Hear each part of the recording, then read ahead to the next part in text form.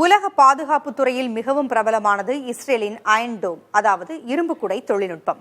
ஆனால் அது நம்பகமானதா என்ற கேள்வி தற்போது எழுந்துள்ளது.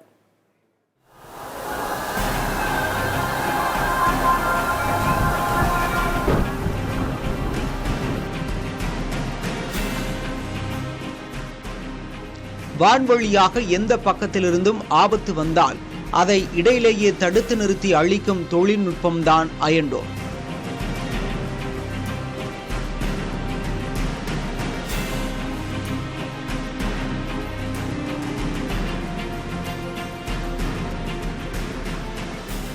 இந்த தொழில்நுட்பம் மூலம் உலகிலேயே பாதுகாப்பான நாடாக இஸ்ரேல் அறியப்பட்டது. அமெரிக்காவும் கோல்டன் டோம் என்கின்ற பெயரில் கட்டமைப்பை உருவாக்கி தங்களை பாதுகாத்துக் கொள்ள முனைந்துள்ளது. ஆனால் தற்போது நடைபெற்று வரும் போரில் ஈரானின் பல ஏவுகணைகள் இரும்பு குடையை துளைத்து கொண்டு பாய்ந்து இஸ்ரேலின் பல பகுதிகளை நாசமாக்கியுள்ளதாக தகவல் வெளியாகியுள்ளது. ஆனால் சில ஏவுகணைகளை மட்டும் இரும்பு குடையை ஊடுருவ அனுமதிப்பது போர் தந்திரத்தின் ஒரு பகுதி என கூறுகிறது இஸ்ரேல்.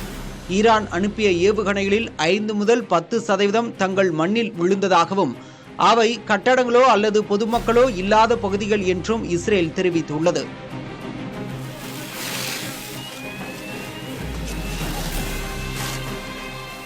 %80 முதல் 90% வரையிலான ஈரான் ட்ரோன்கள் ஏவுகணைகள் இடையிலேயே தடுக்கப்பட்டு விட்டதாகவும் இஸ்ரேல் விளக்கமளித்துள்ளது.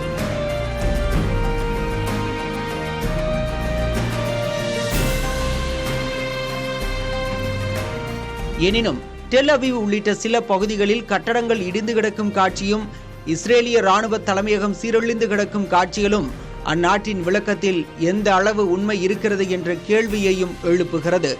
தற்கால போர்களில் எத்தனை நவீன தொழில்நுட்பம் கொண்ட பாதுகாப்பும் 100% நம்பகமானது அல்ல என்கின்றனர் போர் விவகார நிபுணர்கள். புதிய தலைமுறைக்காக சேஷகிரி.